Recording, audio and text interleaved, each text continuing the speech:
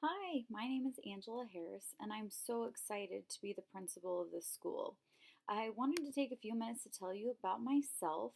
I have been married for 16 years. I have two amazing daughters, one that is 15 and one that is 12, and they are my world.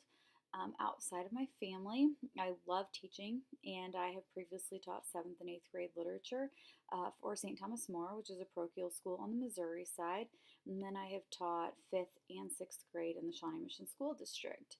So I'm so excited to be part of our school, and I wanted to share some of my key beliefs about teaching and learning as they would pertain to our school.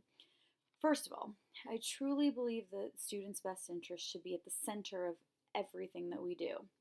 In order to best serve our students, I would expect to see more project based learning as opposed to sit and gets. I know that sometimes it's comfortable to do a sit and get, or maybe sometimes that might feel like the best way to share the information, but I really like to challenge you and encourage you to try to find projects so that students are more involved. I do think that when we focus our interests or our curriculum around project-based learning, that we get more engagement from our students and they're having a better experience. To be in line with that, I would like for us to think about beginning to use data notebooks. And I'm really passionate about using data notebooks because I really want to track our students' goals with them, not for them. I don't want necessarily them to be doing it on their own. I want them to know that we're on this journey with them so that at any moment we can see where they are in meeting the standards or where they are on their assessments, but they can also know, and it gives purpose and meaning to their learning so they understand the whys behind what they're doing.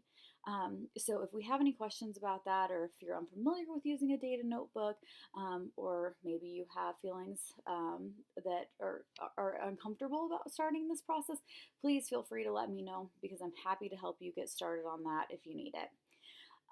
If students are having difficulty meeting their goals as we're tracking them, or we have those students that are surpassing all of their goals, I would really encourage you to engage the students in small groups.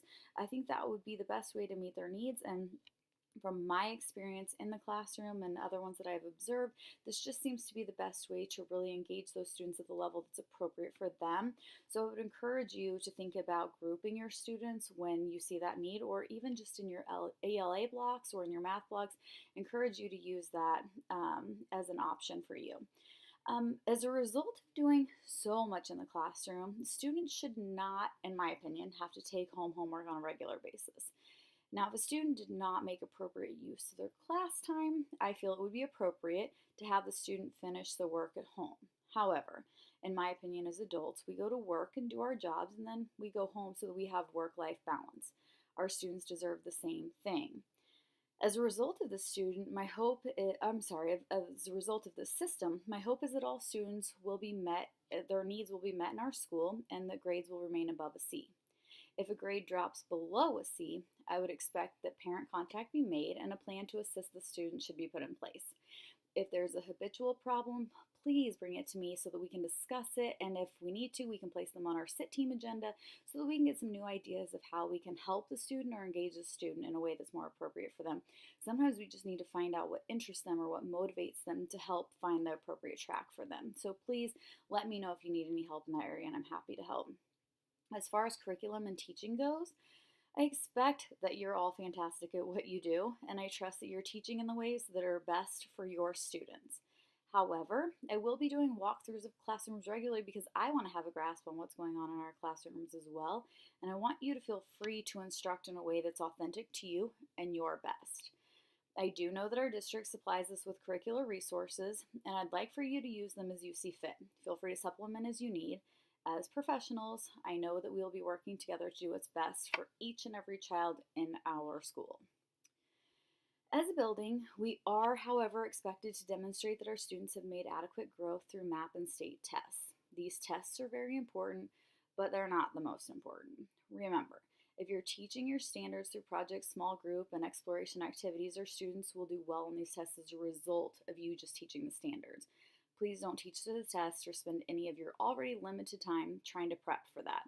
I believe that everyone here is a great teacher, and together I know we can accomplish our building goals. I am so happy and excited to be part of the school. I look forward to getting to know you and our students this year.